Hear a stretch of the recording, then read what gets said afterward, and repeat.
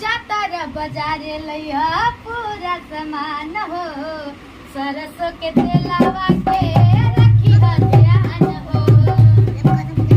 जातर बाजारे लइहा पूरा सामान हो, सरसों के तेलावा के रखी ह ध्यान हो।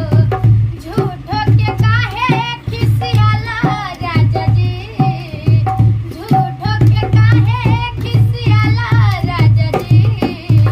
ले ले अइहा मछरी मसाला राजा जी, ले ले अइहा मछरी मसाला राजा जी।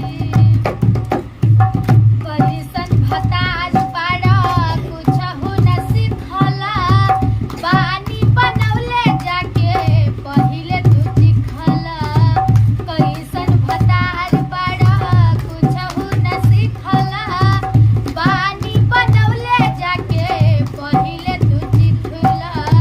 लाके रख दिया पाँच छछनला राजा जी, लाके रख दिया पाँच छछनला राजा जी। ले ले अइहा मछरी मसाला राजा जी, ले ले अइहा मछरी मसाला राजा जी। जबले न लइबा पिया हम ना बनाइब, फेंक देहा बहरी ना बना के हम खियाइब। जबले न लइबा पिया हम ना बनाइब, फेंक देहा बहरी ना बना के हम खियाइब।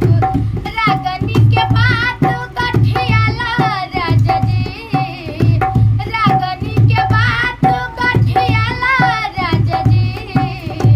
ले ले अइहा मछरी मसाला राजा जी, ले ले अइहा मछरी मसाला राजा जी, ले ले अइहा मछरी मसाला राजा जी। तो आप लोग को कैसा लगा कमेंट करके जरूर बताइए। आइए फिर से गाना सुना दे रही हूँ।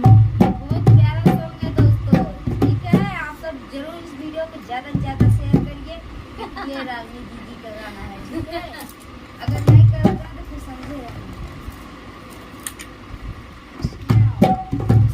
अभी हेलो दोस्तों, नमस्ते, प्रणाम और बताइए कैसे हैं। स्वागत है फ्रंट भाई ब्लॉग में आप सभी का। दोस्तों आशा करते हैं आप अच्छे होंगे, स्वस्थ होंगे, मस्त होंगे, अपने कामों में व्यस्त होंगे। तो आज हम आए हुए हैं रागनी दीदी से मिलने और हम हैं इनके स्टूडियो में। तो चलिए हम आप सबको एक मीठा सा प्यारा सा सॉन्ग सुनवाते हैं दीदी से। आप सब जल्दी जल्दी फटाफट आ जाइए। चलिए।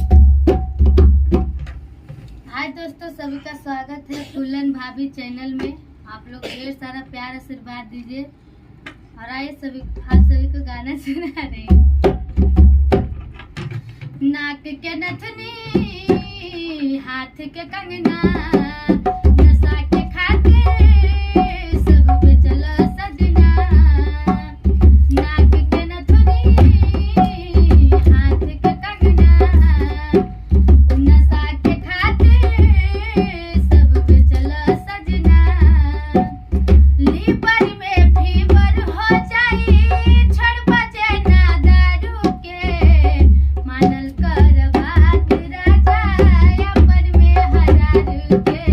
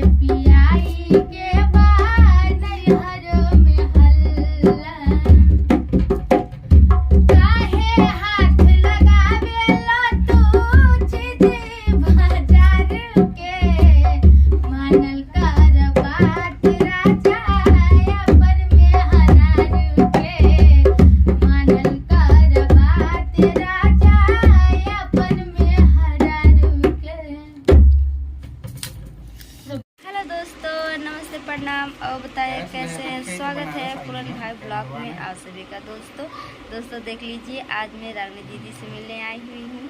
रागनी दीदी जी कुछ बोलिए। हाय दोस्तों, सभी का स्वागत है दीदी के चैनल में। आप लोग खूब सारा प्यार आशीर्वाद दीजिए। और बहुत दूर से आई हैं चल के, तो मैं सोचती हूँ कि आप सभी से आप लोग इतना प्यार दीजिए, इतना सपोर्ट कीजिए। क्या नाम है दीदी? पूनम दीदी? फूलन दीदी। फूलन भाभी ब्लॉग हमारे चैनल का नाम। अच्छा। एकर पैर चाहिए हो? हाँ? एकर पैर चाहिए। हम कहीं किसी से प्यार मांगत बाटो। तो आप लोग खूब सारा प्यार आशीर्वाद दीजिए। और चैनल पे नए हैं तो चैनल को सब्सक्राइब जरूर कर लीजिएगा और ढेर सारा आशीर्वाद दीजिए। बहुत दूर से चल के आई हैं फूलन भाभी जी। आप लोग की भाभी लगेंगी तो हमारी भी भाभी, सलाम दीदी कर रहे हैं। तो हमारा भाभी लगी है। तो आप लोग खूब सारा प्यार दीजिए। और मेरा गाना अभी रिलीज हुआ है अनुराग म्यूजिक करके चैनल पे। नाक के नथुनी, हाथ के कंगना, नशा के खातिर सब बेचल सजना। लीवर में फीवर हो जाई, छड़ बजे ना दारू के।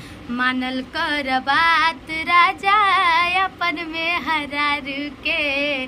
मानल कर बात राजा अपन में हरारू के। तुह से परेशान भइल टोला मोहल्ला, तोहरे पियाई के बाद नैहरों में हल्ला। तोहरे पियाई के बाद नैहरों में हल्ला। काहे हाथ लगावेला तू चीज बाजारू के। मानल कर बात राजा अपन में हरारू के। मानल कर बात राजा अपन में हरारू के तन मनाई हम बात नहीं मानेला। हमरा से बढ़ के राजा दरुए के जानेला। हमरा से बढ़ के आंसू दरुए के जानेला। समझाइब हम छोड़ब नहीं, देखला तू मारू के। मानल कर बात राजा अपन में हरारू के। मानल कर बात राजा अपन में हरारू के। तो गाना कैसा लगल कमेंट करके जरूर बताई जा। और खूब अच्छा कमेंट करी, अपन प्यार आशीर्वाद दी। चैनल के ज़्यादा से ज़्यादा सपोर्ट करी जा और लाइक करी जा, फॉलो करी जा। चैनल पे नया बानी जा तो सब्सक्राइब जरूर कर लीजा। और इन्हों सिल्वर बटन आ जाए। 45,000 हो गए बा सब्सक्राइबर इनका। 1 लाख हो जाए। कुछ नहीं।